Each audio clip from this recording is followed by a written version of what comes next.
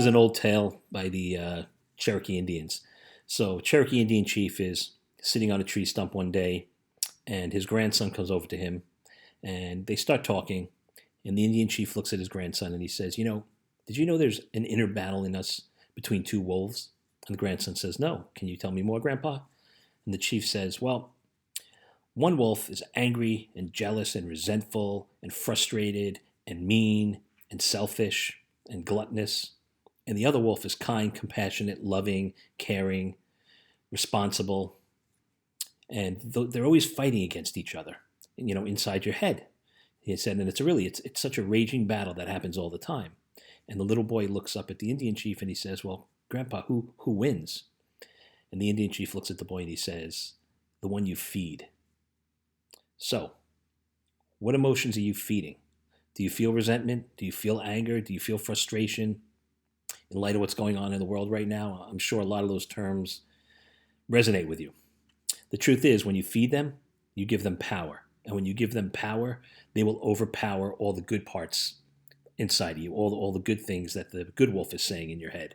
And when that happens, what happens? You become resentful, and you become angry, and you become jealous, and you become upset and frustrated and unhappy. But what happens when you feed the light, right? What happens when you feed the good wolf? You feed love, and you feed it with compassion and empathy and understanding and responsibility.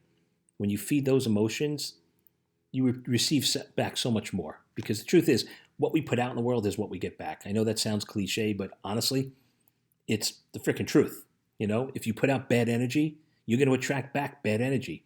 And if you put out good energy, you're going to attract back good energy. So those wolves that are battling in your head, between all the negative emotions and all the positive emotions, always feed the positive emotions.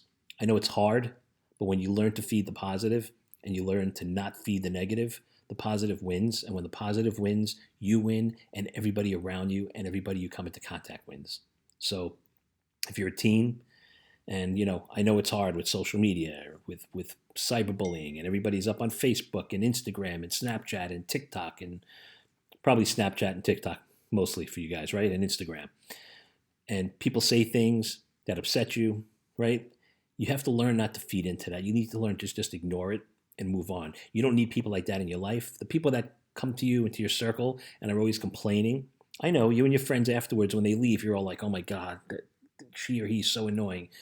Yet you say it all the time. You're not doing any better because you're talking behind their back instead of saying to their face, hey, you're very negative. Can you try to change your approach? We don't appreciate it. Maybe we can help you be more positive, right? Wouldn't it be better to be in service to somebody than to just talk behind somebody's back because you don't like the way they're being? And if you're that negative person who's always going up to your group of friends and being negative, how do you think you appear to them? Do you think they really appreciate that? I don't think so. So if you're a teenager, just be aware of your internal and your external dialogue. What you say to yourself manifests. What you say to others, they hear. And when they hear it, if they don't like it, they're going to respond accordingly. You're going to get back what you put out in the world. So be careful what you say, and make sure you feed the wolf that has all the good traits and you don't feed the bad ones. Have an awesome day.